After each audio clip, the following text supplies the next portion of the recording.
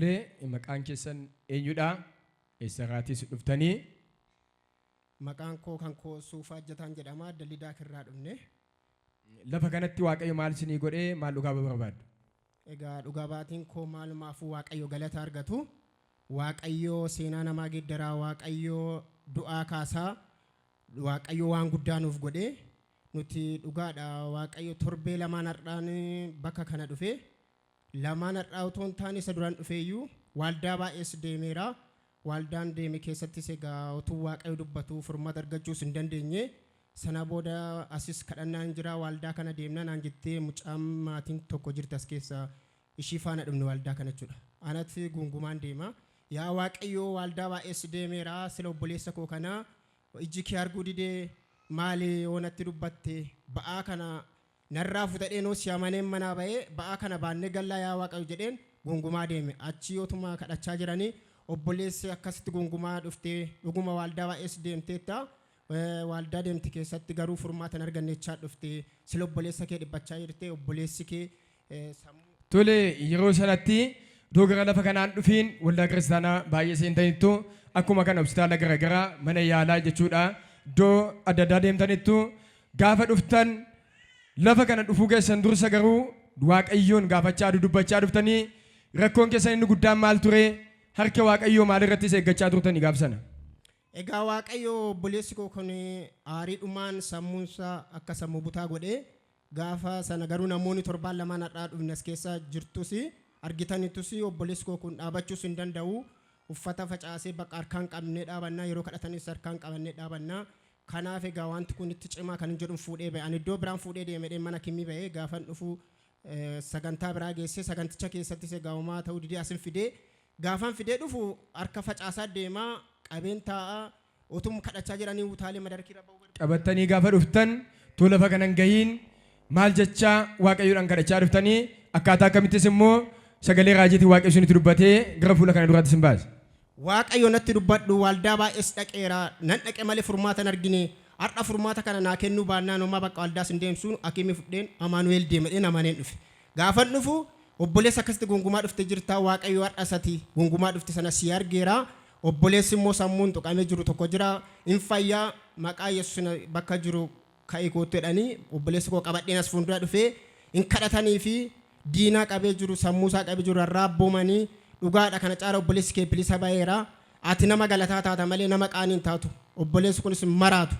Maraatummaan itti ergamee maraatummaarraan bilisa ba'a jedhamee akkuma jedhame Waaqayyo kakuu sana naaf galee idda guyyaa gaaf sanaatii sammuusaan nagaadhaa iddootti deebi'ee waan tokkos hin argine.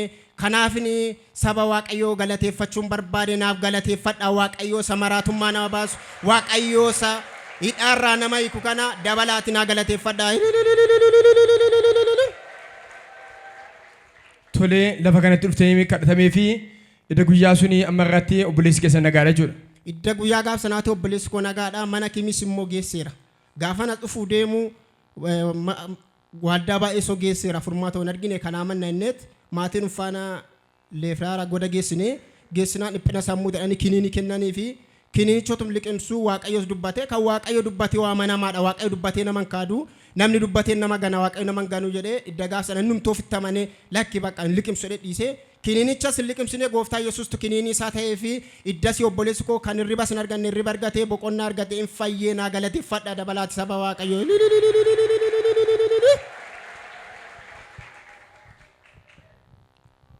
Tolee obboleessi keessan baay'ee waan siif ta'ee dubbachaa turanii maqaan kee eenyudha? Eessarraatii dhufte? Maqaan koo Tamasgeen jedhama. Daldaa Kirraan dhufe. Ani gaafa sana mana hin jiru. Gudariin jira. Gaafa sana ani gaafa galtanii rakkoo isin mudatee ture jechuudha. Tun danda'an. Gaafa sana bakka jireenya maaf abdii kuteerani. Nama kana eegamus miti nama du'aaf eegamu miti ani hojjedheen nama siquudha. Garuu hojiirraan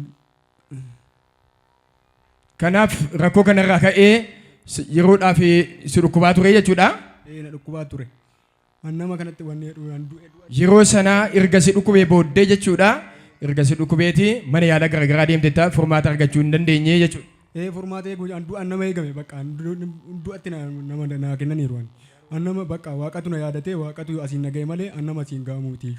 isa nama oolchu Yesuus Kiristoosiif harka isa walitti buusaa ilillee guddaa galata waaqayyo fidaa. Tolee erga lafa kanatti si kadhatamee dursa qoricha garaagaraa fudhachaa turte akkuma kana mana kadhannaa garaagaraa si geessaa turanii yeroo daawwaa mana yaalaatti si kenname sana liqimsituu mallattoo akkamiitu sitti dhaga'ama yookaas immoo maal si godha ture? Sammuu keessaa naqinii nannaasan. Garuu iddaan immoo kiniinicha dhiisee sammuu koo nagaa ta'e. Firiin ta'e eddasii. Ergaa sitti si kadhatamee immoo guutummaatti jireenyi kee nagaa ta'e jechuudha. Fayyeera eddasii nan fayyaa nagaa kootama. Sabni hundumtuu miila keessan ol ka'aa dhaabbadhaa ilillee guddaan gooftaa isa sammuun nama iddootti deebisu waaqayyoon ililleen galateeffadhaa dabalaati ammallee. Dabalaa ilillee guddaa galanni mala waaqayyoodhaaf. Noora waaqayyo sinaa eebbisu galanni guddaa waaqayyoodhaaf haa ta'u.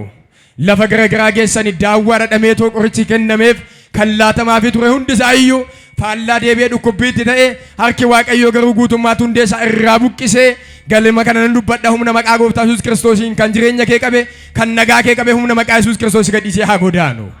Baraaf jireenya kee gadhiisee haa adeemu. Hiikami maqaa Yesuusiin galanni guddaa waaqayyoodhaaf haa ta'u.